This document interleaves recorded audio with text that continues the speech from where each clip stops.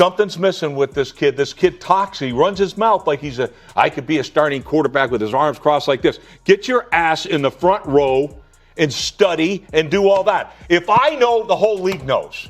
Quit being an embarrassment that way. You got the talent to be the quarterback. You should be. You should be embarrassed that you're not the quarterback now. What's this? Coach JB and Rex Ryan actually agreeing on something?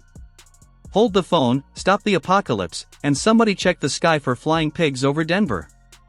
Because if these two football fire breathers are on the same page about Shedeur Sanders, you know the world's officially upside down. It's like oil and water suddenly running the same play. Rare. Try once in a lifetime. Stick around, this might be the funniest, strangest football truce you'll ever witness. Body language, like he's too cool to fool, like he's been there, like he's a 20-year veteran. That's what we see as a coach. That's why I've been saying the same shit. Like, why is he like this? Dog, that matters, Smitty. JB, how you saying it, JB? like he did it fast too, you see, because you know he was pissed off. Yeah. Yeah, he pissed off about it. So like, listen, man. Rio, shut up. You're a little boy. Here's the issue, Smitty. This is correct. If you're enjoying this, make sure to hit that subscribe button. It helps the channel more than you think. Now, let's talk about this circus, Coach JB and Rex Ryan.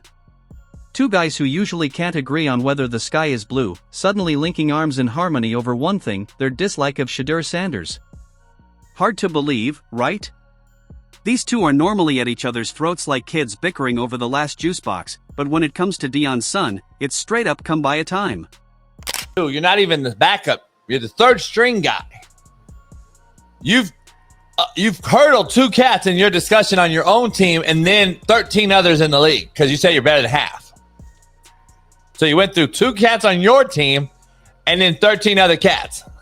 He's obviously not talking about his team, man. He's saying when you look across the league. It don't matter. It don't matter. You can't just not mention your guys. He says, I feel like I'm capable of being a little better than that. Suspicious, right? It's basically Batman and the Joker calling a truce, not to save Gotham, but just because they can't stand the way a kid spins the football. And let's be honest, there's nothing constructive about what they're saying. This isn't feedback, it's straight up hater energy. Pure, industrial strength jealousy, bottled up and poured out for everyone to see. And I have a little beef to pick with Rex Ryan after what he said about Shedeur Sanders. He is in no position to talk about Shedeur Sanders. Okay, Rex Ryan has now had multiple chances to be successful in the NFL, and he blew it. He should have been in the film room longer. He is the laughingstock. Okay, when he was with the New York Jets, his entire career was marked by the butt fumble. And then he comes with the Bills, he comes in, says he's going to win the Super Bowl, tries to get the entire city behind him, and he absolutely flopped on his face. Rex Ryan, you are a clown. Shedeur Sanders is a better man than you, so don't ever talk about him again. The kind of bitterness you can practically smell through the screen. Coach JB rolling out his classic grumpy uncle at Thanksgiving routine, Rex Ryan channeling his washed-up coach who still won't shut up about feet energy, and together, they crash into each other like some cosmic hate-fueled supernova. And for what, exactly? Because Shedeur dared to exist? Because he dared to win? Or, heaven forbid, because he dared to have confidence? Rex Ryan said Shedeur Sanders should be embarrassed that he's not playing right now. He's an embarrassment because Shedeur Sanders got in front of the cameras, I guess with his arms crossed, and said he feels like he's capable of being a starting quarterback in the NFL, which is what he's supposed to do. And Rex Ryan went on to say, get your ass up front, study, get in the game. You should be embarrassed that you're not playing right now. And once again, how the hell Shedeur Sanders getting blamed or being criticized or being talked about for what's going on with the Cleveland? It's honestly comedy gold because Shedeur isn't even engaging with them. The kid's just hooping on the field, running his game, flashing the watch now and then like, yep, I've got it like that. Meanwhile, these two grown men are out here forming the pettiest tag team since high school drama club, sniping from the sidelines with whispers like, did you see him smile? Cocky. Did you see him win? Lucky. Did you see him breathe? Disrespectful.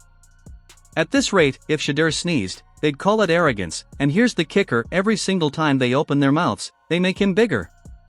They don't even realize it, but they've basically turned themselves into his hype squad. No clapback required. Every insult is free marketing. It's like Coach JB and Rex Ryan built a giant neon sign that screams, "Look how much this kid bothers us." Because here's the truth, if you're hating that hard, it means you're pressed.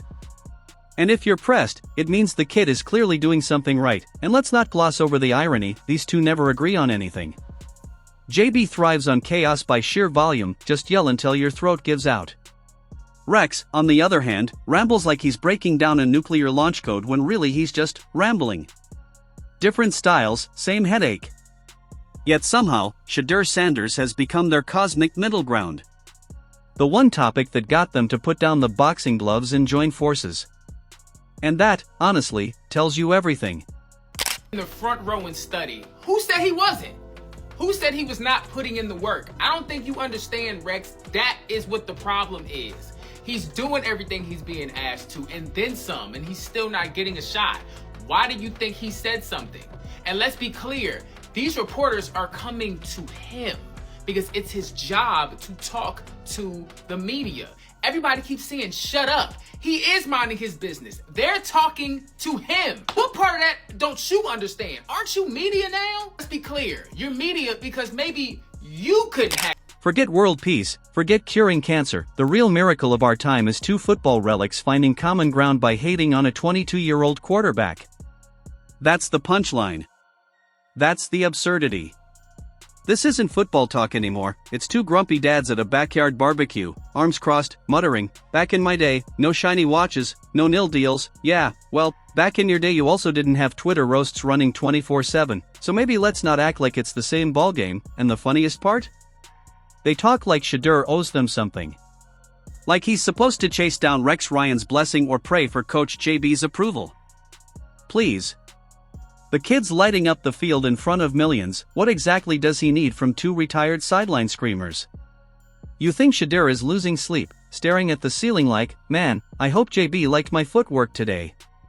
No, he's probably more worried about whether the Wi-Fi is strong enough to stream a movie after practice. Here's the real truth they'll never admit, they're obsessed. It's giving high school crush energy. You know when someone acts like they can't stand you, but really they just wish they were you? That's JB and Rex. Every insult, every jab, every snide little comment, it's not criticism, it's a weird form of flattery. Because when someone talks about you this much, you're not just in their head, you've got a whole rent-free penthouse up there. Fully furnished. Netflix logged in. Fridge stocked. I'm not better than the two on my roster. I'm the third stringer, but I'm better than 13 other guys. Like, then you gotta call names out then, I'm calling out names. Corrupt this homie. Calling out names, bitch. You need to call out names then. If you better than everybody but your two guys that you're the third string quarterback on, make it make sense, homie. That's all. So you finish your door should be like, you look across the I'm better than Cam Ward. Yeah. Williams, Yeah. Cam Ward. Make sure you keep saying Cam Ward, though, because Bailey. Cam Ward. Yeah. Kyler Murray. Yeah. Sunshine in Jacksonville. Sam Darnold. Yeah. He should have just went through and said the name. And you already know what their defense will be. We're just keeping it real. We're just telling the truth. Please. That's the oldest hater line in the book. Keeping it real is just code for, I'm jealous, but I've got to package it as tough guy wisdom. If they were really keeping it real, they'd just admit it. Shedeur's talented, he's flashy, he's got the spotlight they wish they had at his age, and yeah, it stings. End of story. But here's where it gets hilarious, they don't even see how clownish they look. Every time JB and Rex team up to roast Shedeur, it's not sharp football analysis. It's two salty uncles roasting their nephew for wearing cooler sneakers. Nobody walks away saying, wow, those guys made a great point. No, people walk away saying, why are two grown men this pressed over a college kid's watch collection? And that's why it's comedy gold. Because if we're keeping score, Shedeur isn't even throwing punches back. He's just living, practicing, winning, sipping water, maybe flexing the wrist now and then. Meanwhile, JB and Rex are out here sweating, ranting, podcasting, foaming at the mouth, all to take down a kid who doesn't even acknowledge them. It's like watching two dogs barking at the moon while the moon just shines brighter, and the irony? Oh, it's Rich. Rex Ryan, whose entire brand at one point was feet jokes, and Coach JB, whose big claim to fame is yelling so hard people leave the room, are now somehow the self-appointed morality police of college football. The same guys who built careers off chaos are suddenly lecturing about class and humility. That's not keeping it real. That's pure parody. Put himself in the game. They have him the third string quarterback. What did he want him to do? Sit up there and say, no, I don't think I can play quarterback in the NFL. I don't even know why the hell I'm here, man. But to that, I say, Rex Ryan, you still want to be an NFL head coach. You interviewed with the New York Jets earlier this year to be the head coach. That's like asking clowns to critique ballet. Sure, it's noisy and colorful, but it doesn't mean any of it makes sense. Their whole analysis boils down to, we don't like confidence when it comes from him. Translation? We wish we had that kind of swag when we were his age. But here's the kicker, they can't stop him. No amount of salty rants, bitter podcasts, or fake buddy-buddy unity is slowing down the wave Shedeur's riding. If anything, they're throwing gasoline on it. Every headline that reads Rex Ryan and Coach JB criticize Shedeur is just another trophy on his shelf. He doesn't even have to clap back, because the more they bark, the clearer it gets. They're not analysts, they're haters. And the audience sees right through it. Meanwhile, as JB and Rex sit there patting each other on the back for finally agreeing on something in football history, Shedeur's out cashing checks, building his brand, and getting sharper at the game they insist he doesn't deserve credit for. And honestly, that's the ultimate revenge. Not a spicy tweet. Not a viral soundbite. Just success. Because nothing drives haters crazier than watching the person they despise keep winning anyway, and maybe that's the real reason they've teamed up. Misery loves company, and nothing unites two bitter men faster than realizing they're both jealous of the same kid. About he folds his arm and he talks trash, that's what your whole coaching career was based off. Talking smack. You said if you know the whole league knows what, Rex? That he should be playing? It's a problem that he finally said it? Let's stop with these low-hanging fruit takes because y'all can't think of nothing else to say. So you want to think the easiest thing to do is attack somebody who is telling. It's like they stumbled into the same darkroom, both holding their little I don't like Shedeur protest signs, and decided to start a parade together. Adorable, in the most pathetic way possible. And let's be real, when Coach JB and Rex Ryan actually agree on something, nobody's thinking, wow, that must be solid analysis. Nope. It screams, two bitter guys at a bar bonding over how much they can't stand the popular kid. You can practically hear the jealousy swirling in their voices, like they're sipping on envy on the rocks. These are the same dudes who would see Shedeur hold the door open for someone and somehow twist it into a lecture about back in my day, quarterbacks weren't this flashy. Oh, really? Back in your day, quarterbacks also weren't on TikTok. They think this tag team hate fest is shaping public opinion. JB's entire shtick is yelling until people confuse volume with wisdom, while Rex has been clinging to the I used to coach badge like it's a lifetime achievement award. Put them together, and what do you get? The football version of Statler and Waldorf, the two cranky old guys from the Muppets heckling from the balcony. This felt so like nasty and mean-spirited because the kid said he wanted to play. Like that's what got you that worked up. You're right about. Hey Rex, guess what? Like they're probably every backup quarterback that you ever had on any of your rosters. Those guys probably all wanted to play. Yeah, I think you're right about the weirdness of this from Rex and like where it's coming from. It almost just feels like he was riding the exhausted narratives out there about Shedeur that we knew already, like the pre-draft stuff, and the fact that recently we had the report, obviously before the Ravens game, about him, telling Baltimore not to draft him, which, by the way, Deion basically confirmed that was true. And yet, the irony just flies right over their heads. They'll sit there mocking Shedeur's confidence, all while flexing the same oversized ego they claim he has. JB will rant for 20 minutes about keeping it real, and Rex will sit there nodding like he just unlocked the code to the universe. And JB and Rex? They're the past. Relics of an era when quarterbacks weren't allowed to show personality without someone screaming about respecting the game. So when they see Shedeur shining, they don't see a quarterback, they see proof the game evolved without them, and instead of celebrating the future, they've planted themselves in the back row, booing like bitter ghosts. But here's the thing about booing, the louder it gets, the more obvious it is that you care. And make no mistake, JB and Rex care way too much. They're spending hours on podcasts, TV spots, and radio shows unloading monologues of critiques, acting like they're exposing Shedeur, but all they're really exposing is how much real estate he owns in their heads. And now, don't get me wrong, criticism in sports is normal.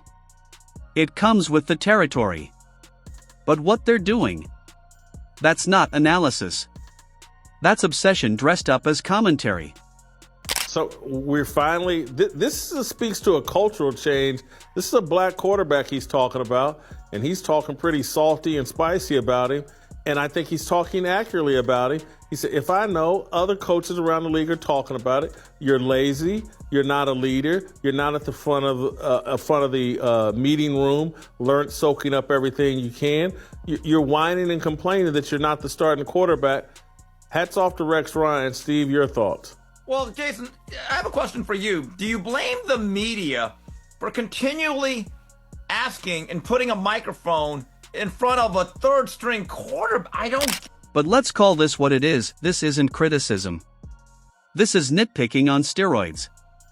This is the equivalent of pointing at Michael Jordan and saying, yeah, but his shoelaces were untied in the third quarter. It's absurd. If Shedeur throws 5 touchdowns, they'll say he smiled the wrong way. If he wins a game, they'll claim the defense carried him. If he ties his shoes, they'll accuse him of tying them too confidently.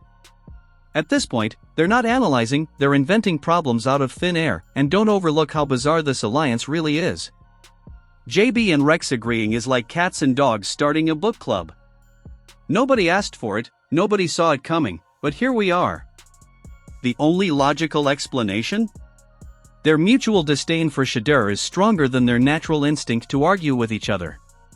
But here's the kicker, they're actually boosting Shedeur's image. He's just out here living.